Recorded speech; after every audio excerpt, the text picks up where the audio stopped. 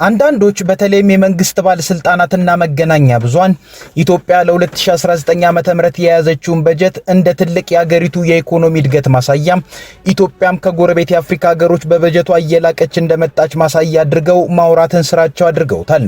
የኢትዮጵያ የ2019 ዓመተ ምህረት በጀት 2.3 ትሪሊዮን ብር እንደሆነ መንግስት ተናግሯል። ሆኖም የበጀት መንግስት እንደሚለው ከሌሎች የአፍሪካ ሀገራትም ኢትዮጵያ ከዚህ ቀደም ትይዘው ከነበረው በጀት አንጻርም ቁጥሩን ወደ አሜሪካ ዶላር ቀይሮ ማሳነሱ ላይ አይደለም ያደጋው ምንጭ። የዚህ የ2.3 ትሪሊዮን ብር በጀት ያደጋ ምንጭ የሚሆነው በበጀቱ ምን ይሰራል የሚለው ላይ አተኩረን ያየን እንደሆነ ነው። የፌዴራል መንግስት በዚህ ይህን ያክል ገንዘብን አውልበታለሁ ያለውን ቦታና ገንዘቡንም አገኝበታለሁ ያለውን መንገድ የተመለከትን እንደሆነ ለኢትዮጵያውያን በ2.3 ትሪሊዮን ብር የሚሸመት የድህነትና የኑሮ ጉስቁልና ማዕትን እናገኛለን።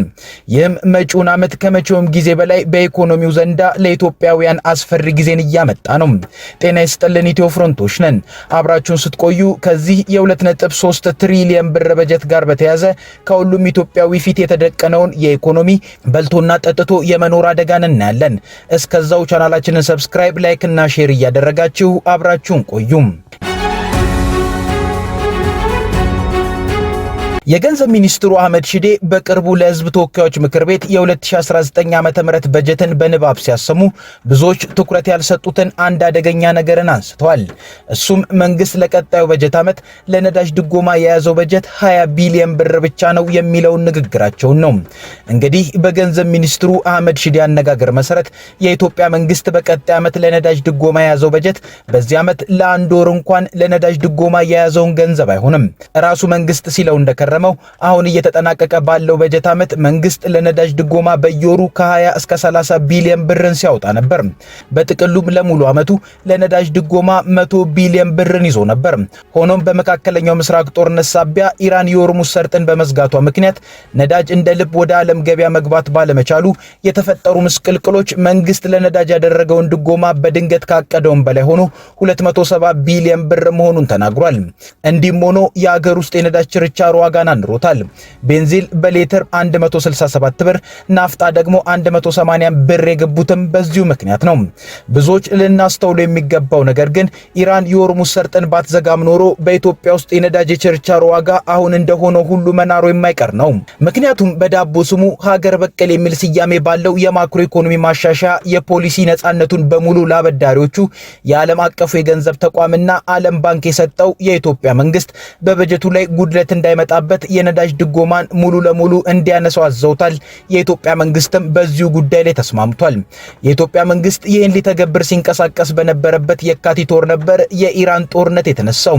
ነገሩን በነዳጅ ድጎማ ማንሳት ምክንያት በኢትዮጵያ ህዝብ ላይ ሊከመር የነበረው የነዳጅ ዋጋ በሆርሙዝ ምክንያት ሆነ የነዳጅ ዋጋ ንረት መነሻው። ስለዚህም ሆርሙዝና ድጎማ ማንሳት ቦታ ተቀያየሩ እንጂ የነዳጅ ዋጋ መናሩ ለኢትዮጵያ ህዝብ የማይቀርለት ነበር። አዲስ ለሚጀመረው በጀት ደግሞ የጠቅላይ ሚኒስትር አብይ አህመድ መንግስት ነዳጅን በፍጹም ትርጉም ሊያመጣ በሚችል መልኩ እንደማይደጉም በግልጽ ተናግሯል። 20 ቢሊዮን ብር ማለት በዚህ ዓመት ለአንድ ወር የነዳጅ ድጎማ ከወጣው ገንዘብም ስለሚያንስ ማለት ነው። ነገሩ በዚህ አያበቃም። የኢትዮጵያ መንግስት ነዳጅን አለመደጎም ብቻ አይደለም የፈለገው፣ ይደጉመው ከነበረው ነዳጅ ጭራሽ ገቢን ነው ማግኘት የሚፈልገው። መንግስት ለነዳጅ የሚያደርገውን ድጎማ በማቆም ብቻ አይቆምም። ይልቁንም ከነዳጅ ላይ ኤክሳይስና ተጨማሪ ሴት ታክስንም ለመሰብሰብ አቅዷል። እነዚህ ሁለት አይነት የግብር አይነቶች ሲደመሩ ነዳጅ ላይ 30 በመቶ ግብርን ይጥላሉ። የኢትዮጵያ አበዳሪ IMF መንግስት ነዳጅ ላይ ሁለቱንም ግብሮች እንዲጥል አዞታል። የኢትዮጵያ መንግስትም ሁለቱንም የግብር አይነቶች ነዳጅ ላይ ጥላለው ብሎ ትዕዛዛቱን ተቀብሏል። በነገራችን ላይ የኢትዮጵያ መንግስት ይህን የዓለም አቀፉ የገንዘብ ተቋም IMFን ትዕዛዝ እንደሚፈጽም የፈረመው የዛሬ ዓመት አካባቢ አበዳሪ ተቋሙ በየ3 ወሩ ለሚያደርገው ግምገማ ወደ ኢትዮጵያ ባለሙያዎችን በላከበት ጊዜ ነው። መንግስት ያኔ ተስማምቶ የነበረ ቢሆንም በተለያዩ ምክንያቶች ሳይተገበር ቆይቷል። አሁን ግን የገንዘብ ሚኒስትሩ አህመድ ሺዴ ራሳቸው ባቀረቡት የበጀት ሰነድ ላይ መንግስት ከነዳጅ በ100 ቢሊዮን ብሮች ገቢን ስለሚፈልግ ነዳጅ ላይ የኤክሳይስ እና ተጨማሪ ሴት ታክስን በቅርቡ ተግባራዊ መሆኑ የማይቀር ነው። መንግስት ይዤዋለሁ ያለው የ2.3 ትሪሊዮን ብር በጀት ውስጥም ከነዳጅ አገኘዋለሁ ያለውን ገቢ አስልቶ ነው።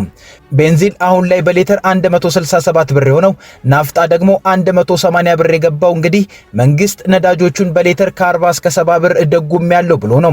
እነዚህ ድጎማዎች ሙሉ ለሙሉ ሲቆሙና ጭራሽ ነዳጅ ላይ ተጨማሪ እሴት ታክስና ኤክሳይዝ ታክስ ይጣልበት ደግሞ 1 ሊትር ቤንዚልና ናፍጣ ከ250 እስከ 300 ብር መግዛት ግድ ሊሆን ነው። ከኢትዮጵያውያን ፊት የተደቀነው የኢኮኖሚ አንዱ አደጋም ይሄ ነው።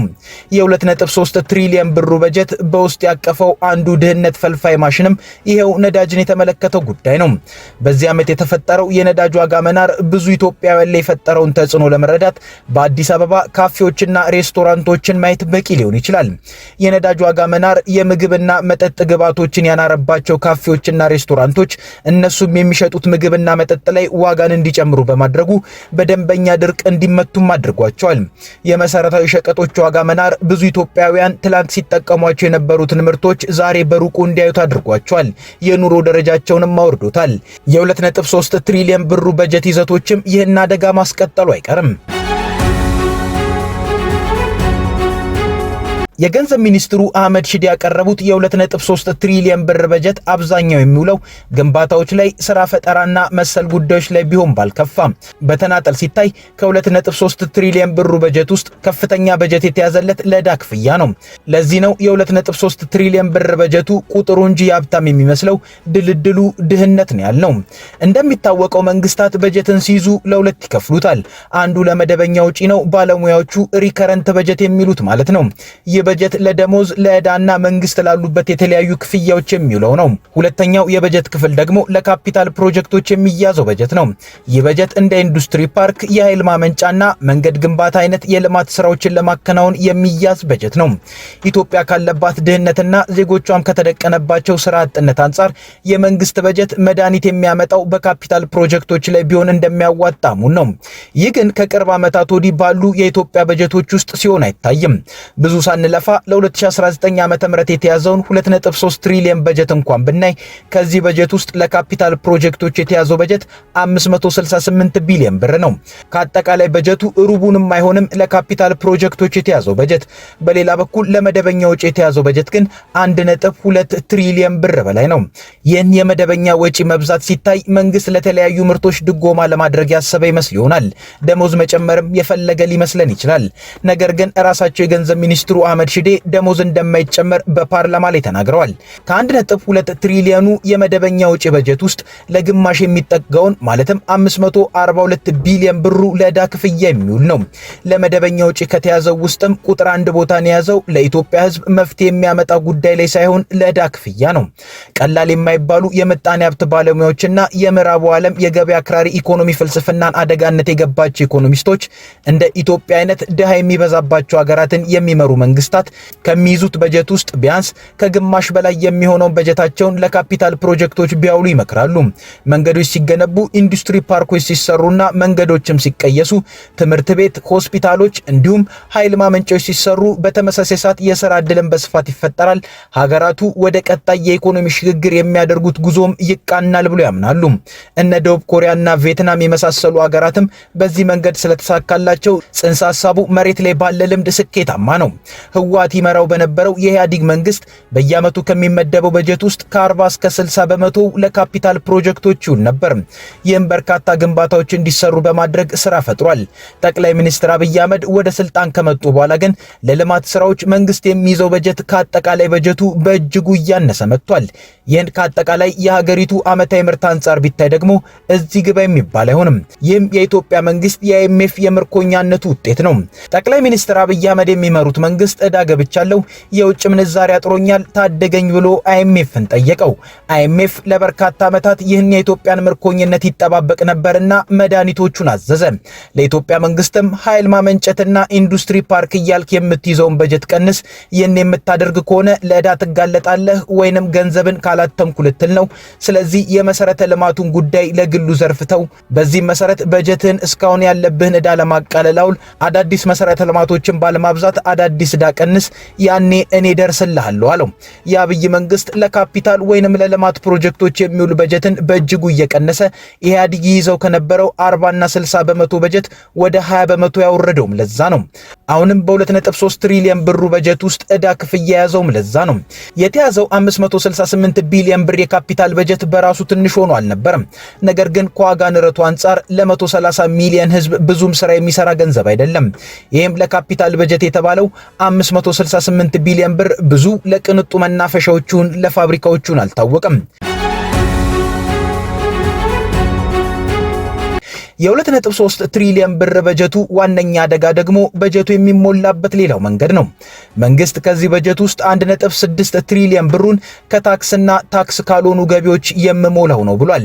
ኢትዮጵያና ህዝቦቿ ካሉበት ሁኔታ አንጻር ይህን ግብር መሰብሰብ ብዙ አስጨናቂ ህጎችን ያመጣል። በአመቱ ብቻ ከተንቀሳቀሰ ኢኮኖሚ 1.6 ትሪሊዮን ብር እንደማይሰበሰብ መንግስት ልቦናው ያውቀዋል። ለዚህም ከወዲሁ አዳዲስ አስጨናቂ ህጎችን መንግስት እያወጣ ነው። ለምሳሌ በቅርቡ መንግስት ተጭበረበርኩ ብሎ ካመነ ወደ ኋላ 10 ዓመት ድረስ ተመልሶ እየመረመረ ከነጋዴዎች ላይ ታክስን እየቀጣ ለመቀበል የሚያስችለውን ህግ እያረቀቀ ነው። እንግዲህ ይህ በንግዱ ማህበረሰብ ላይ ምን አይነት ጫናን እንደሚፈጥር ማወቅ አዳጋች አይደለም። ከቅርብ ዓመታት ወዲህ ደግሞ በተለይ በኦሮሚያ ክልል ነጋዴዎችና ነዋሪዎች ዛሬ በወጣ የግብር ህግ ወደ ኋላ በርካታ ዓመታትን ተመልሳችሁ ግብሩን ክፈሉ እየተባሉ እንደሆነ ድምጻቸውን ማሰማታቸውን ጀምረዋል።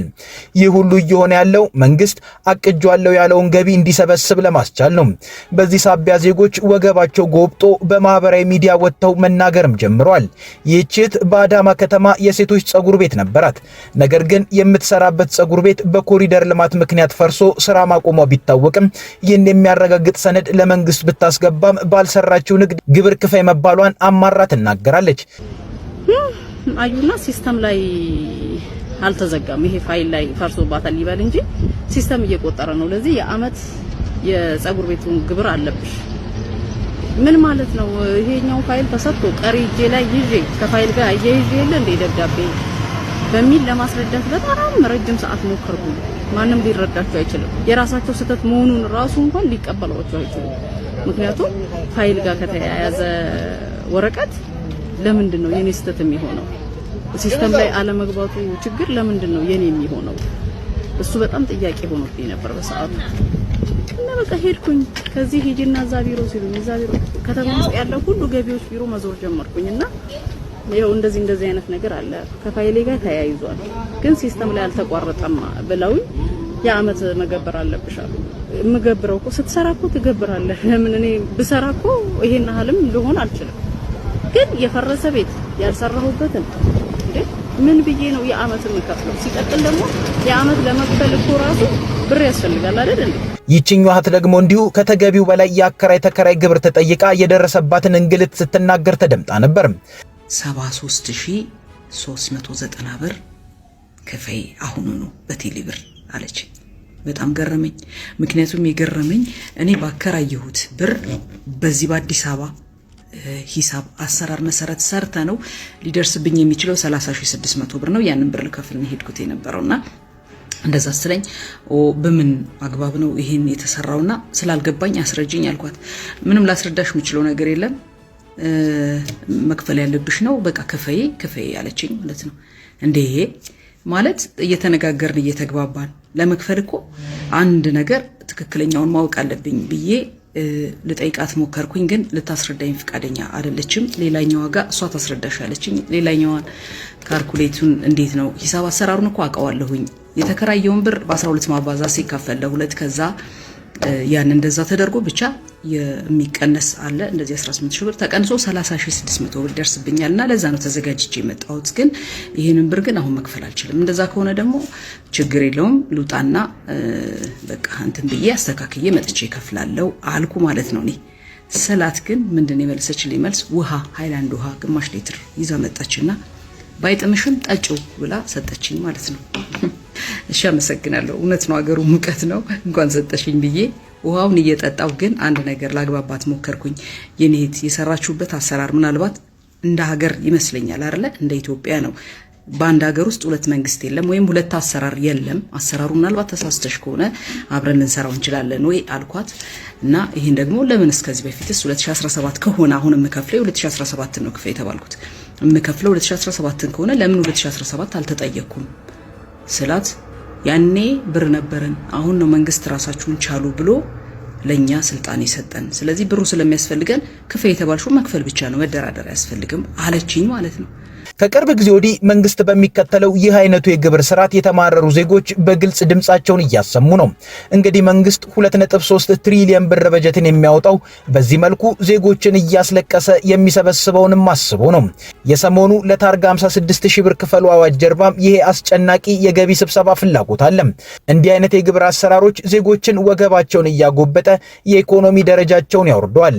በአንድ በኩል የምርቶች ዋጋ ንረት፣ በሌላ በኩል በሰበብ አስባቡ የሚጨመሩ መንግስት ክፍያዎችም ጣጣቸው ብዙ ነው። የ2.3 ትሪሊየን ብሩ በጀትም ይህን ድህነት የሚያስቀጥሉ ይዘቶች አሉት ያልነውም ለዛ ነው። ከኢትዮ ፍሮንት የዛሬ ጉዳያችን ይኸው ነበር። አብራችሁን ስለቆያችሁ እናመሰግናለን። ቻናላችንን ሰብስክራይብ አድርጉልን። መልካም ጊዜ